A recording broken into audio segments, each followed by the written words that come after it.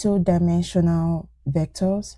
Remember we mentioned that vectors move in directions. So these two dimensions telling us that we have a y-axis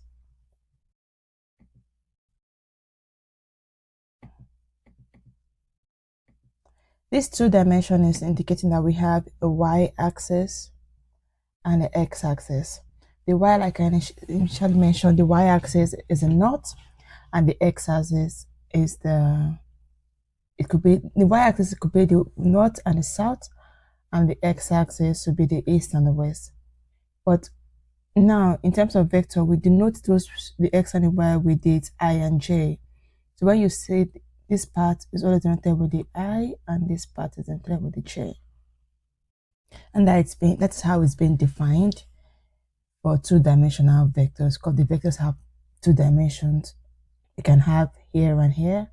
So let's assume this I is 3. Let's assume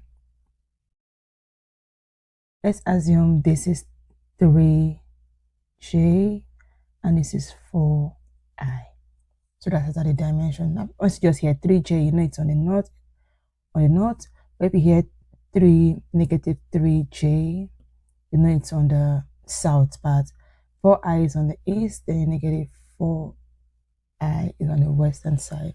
So that's how it defines that dimensions. Okay.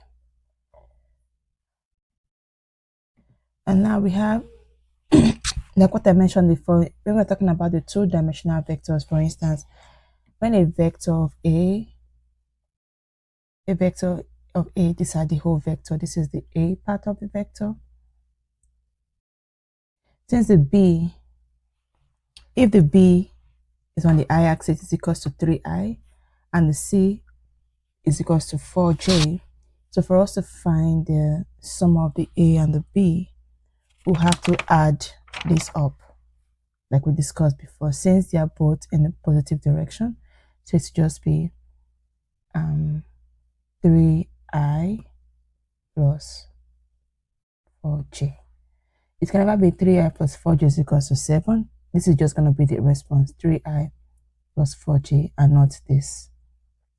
Because this one's telling us is 3I, that's on the x-axis, and 4J on the y-axis. So just the coordinates of the locations or the coordinates on the dimensional vectors.